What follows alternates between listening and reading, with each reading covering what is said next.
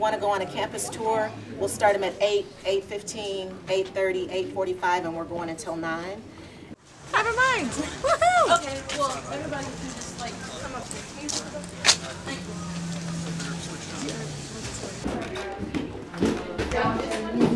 It's done by Kayla Bearable.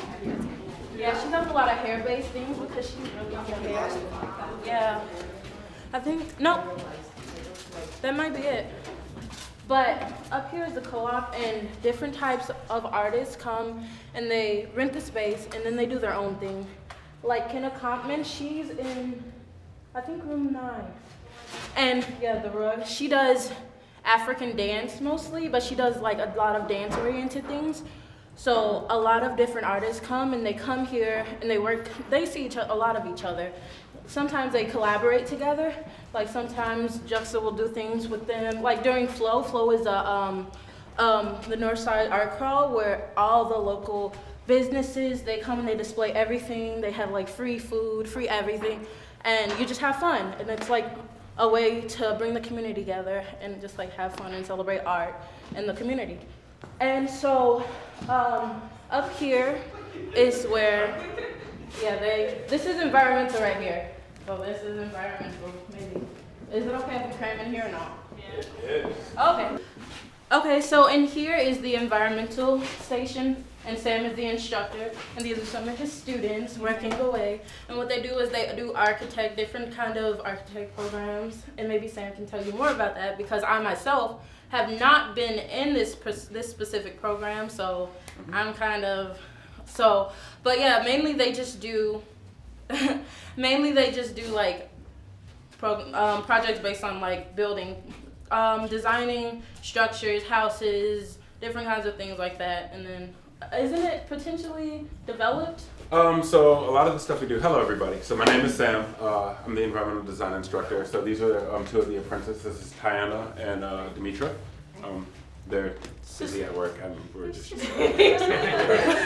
so yeah, we do a lot of accompanying existing architecture projects that are going to be developed here in North Minneapolis, and then we do the public art to accompany them. So we have this is the Hennepin County Hub building, and so what's nice about this is the architect who's doing this project is actually 2 doors down. So Mobilized Design and Architecture is located over there. They're Northside architecture firm, and we partnered with them to do the public art for this project. So the developer, Ackerberg, basically funded us to do some of the public art. So these are just some mock-ups here of different things. So I have them draw, I have them actually make models. That's why we have so many cutting boards here and X-Acto knives and all of that, right?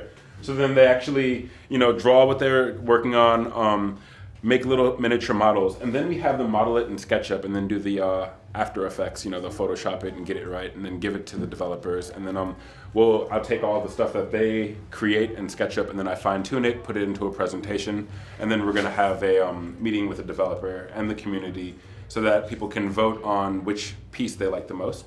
So these are just 2 examples here. So this is actually this is called Give Love. And Demetra, yeah, I'm talking to you. Come explain your piece. So she has it here on her laptop. It was the, there you go. So that's the Give Love piece. I could tell you about it, but it would be really unfair of me to steal the shine from the person who created it. So why don't you tell everybody about your Give Love piece, and here's your little study model that you made. Okay, so like. And also tell them where it goes in the building too. Help kind of ground it. Okay, so obviously it's broken, but it's 2 hands, cup holding a heart. And it would actually go on the corner of Plymouth and 7th, like this, with the heart up. But I made the design with the thought of community in mind. How can we show like a community in the art piece? And okay, this is really awkward. It's awkward? No. Okay, so she did such a good job. I will help her. She's a little camera shy. It's okay. The Give Love piece is an invitation to give love. So as you're coming here into North Minneapolis from downtown, 7th Street is one of the major corridors leading into North Minneapolis, and this is right at that corner, right as you basically go off of the diagonal and you start entering the grid system and kind of going straight. So as you're coming by, you're going to see these hands holding a heart. And I mean, you don't really get the scale of how big this is. This is 36 feet. So it's designed where you can walk on it and sit on the sides, and then people can like play around the heart, and basically it's just two hands holding it like that. And so there's going to be little like, you know, poems written on the heart all over it. And the idea is as the hands cup, there will be little seating on the edges so people can come and just sit and gather and be there together. So this was an idea that she had, and I mean, it took many different forms. It started off with the helping hand, so it was a hand in the form and it said helping on it. And it was a cool idea, but it didn't quite materialize, so I said don't scrap it, find a way to make it evolve. And so it went from the helping hand to the hand that gives love. And I thought that was symbolic for what we were trying to do here in the community, basically building community using public art as a way to do that. We're still identifying the materials, so what we're doing is we're just presenting it as a proposal, and then we're going to see who can help us to bid the document, find out what materials would be the cheapest to build it with, and then also the most durable, because we want it to last for a long time. So we're trying to balance out the, you know, affordability with the durability so that it all works out. And yes, you guys have to keep going, but thank you all. All right, We don't Thank want you. to get stuck on the Awesome. stairs, traffic. But thank you, Sam, for telling us more about environment. You're welcome.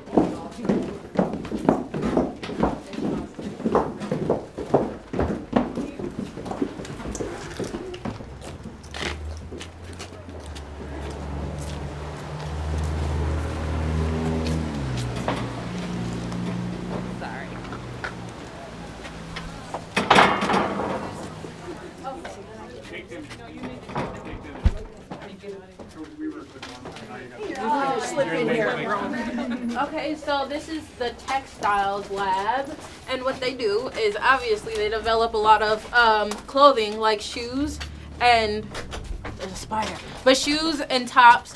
So they actually print these themselves. They a lot of the times you guys sketch the designs, right?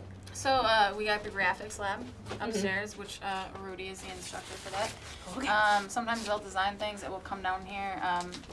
Clients can bring in their own designs. Anyone who walks off the street can come in, and we will print up the garment for them. Put the design on a garment, and we can print that for them. We also do postcards, smaller in-house jobs like that. So some of the gift items that will leave the space tonight, a little box of, we have postcards, stickers. That is it. Very cool. The box, Bag. the special box. Yep. So we do a lot of in-house stuff like that, but also if we get client jobs in, working a lot with graphics lab, which Rudy is upstairs doing that.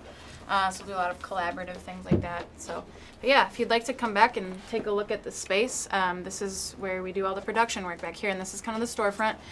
This is pretty new. We got this. We've always had this storefront, but it hasn't been this spiffy since this last summer here. So Nate Young has done a lot of the renovations. So yeah, it's looking a lot better, and we hope to just continue to expand that. So if you would like to take a look around, feel free. I know you only got a few minutes, but yeah, we can answer some technical questions for you. This is Amos. Yeah, this is the main press that we use. As you can see, we just had a job. Actually, no, this wasn't a job. There are some shirts that are in the storefront that actually have this design freshly printed on them. Like, we did this like a couple hours ago, I think. There's still ink in the screen, and so basically what happens is we'll place the garment right here and then bring the screen down on top of it, and you use this squeegee thing right here to pull the ink through the screen, and then it transfers onto the shirt or whatever garment happens to be under the screen.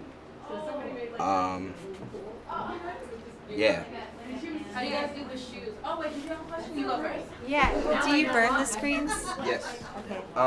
So Rudy, who runs the graphics lab, I used to work in there, and they will come up with designs, or like they'll get jobs that they want to have done, and they'll print out a film. It's like this big piece of laminated stuff, and then we'll take that and then we'll put it on top of the screen and then bring it back into the dark room back there. There's like this huge light table that can be sealed, and when this red stuff that you see, well, it's kind of pinkish, that's on the screen right here, is it's called emulsion, and when it's exposed to light, it hardens. So the film has like the dark parts where the design is supposed to be, and that's the stuff that's not exposed to the light, so it's not hardened, and then we can wash it away, and that's how we get the image on the screen.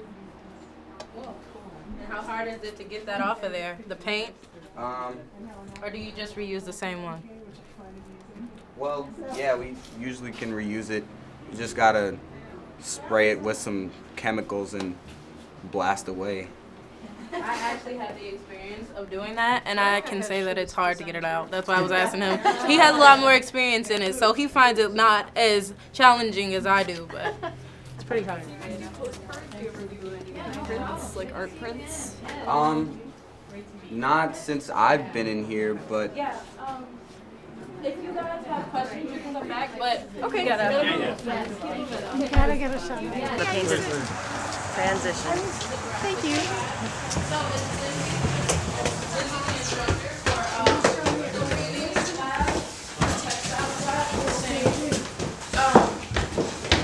Mainly, Jade, the graphics lab.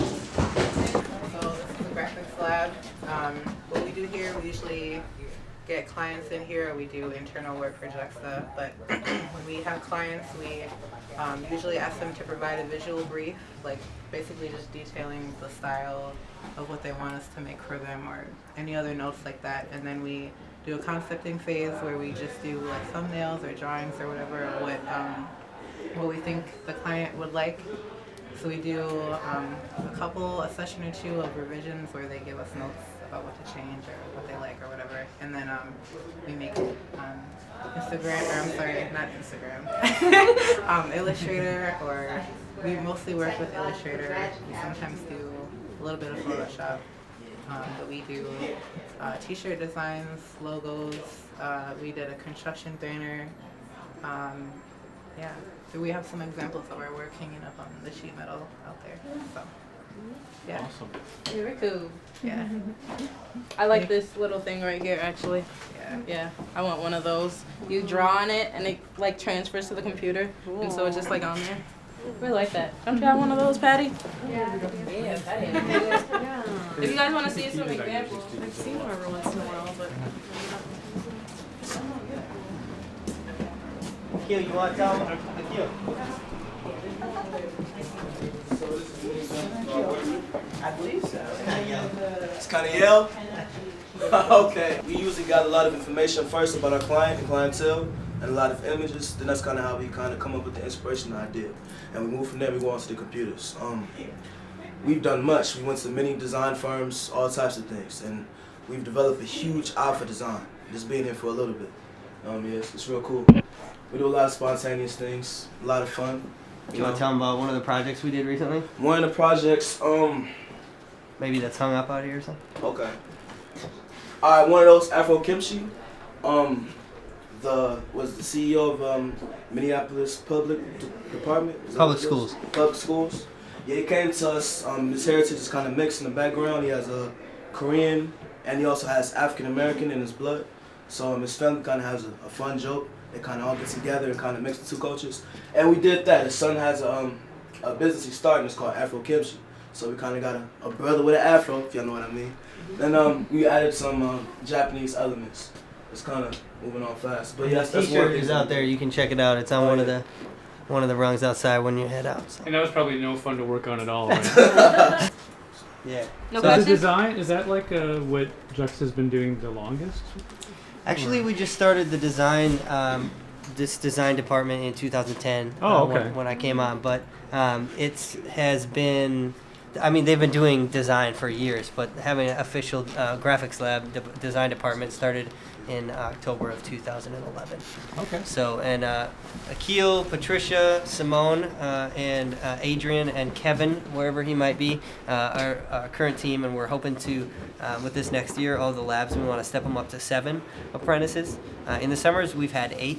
But we want to step up to 7, so we have a tenant that's currently living in this building. Actually, if y'all come in the hallway, I'll explain to you a little bit more of what's kind of next for us. But I'll just come out here. And so that space is going to be turned into an artist residency. We're going to be bringing artists from all around the country to come and stay for maybe a month, and they're going to teach sort of about their work and their process and how they came to be to the students. And so that's going to be turned into a gallery and living quarters. We just had a tenant move out, so we were in there breaking the walls down, doing all that good stuff. And there's a tenant here, and when she moves out, we're going to move that environmental design crew in there because they're in kind of a cramped space right now. Then we're going to take the wall down in there and expand our area too. So that's kind of how that is. But Maybe we can squeeze through. Our tour guide is a taskmaster.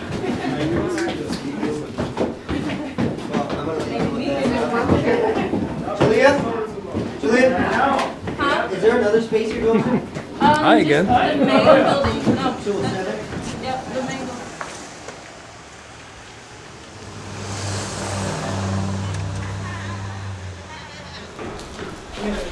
It was one of those. But yeah, they were brothers and sisters, and they were willing enough to take a picture. And it's really hard to actually get people to cooperate with that because a lot of people are not as open to doing that sort of thing, because they're afraid of like letting people in, or like the outsider, or just like scared of what you're gonna do with that picture. But Jamel Shabash taught us that before you actually do that, you need to establish that ground where you're not just like the person taking the picture. You're the person getting the information, learning about the subject, and taking the experience back, and then sharing this picture, sharing this experience with the person you're taking a picture of. Sadly, I did not get to do that because it was just like quick, and then, so this was that. Right. Yeah. Oh, cool. But I wish I had. I've experienced that. I did some filming in North Minneapolis after the tornadoes, and they were sort of like sick of WCCO coming in and like filming people and then making them say sort of like not what they how they want to be represented. So yeah, I appreciate that sort of like building a little bit of relationship first. I feel that's key to getting a perfect picture. Expressing who you are before you get to this process of taking the picture, because a lot of people, they want to see more of you about what you're about before that. So it's always good to just get to know each other, share, and build a community, sort of. Yeah. Yep. Cool. And that concludes our tour. Thank you. Thank you. Thank you for sticking around. Awesome.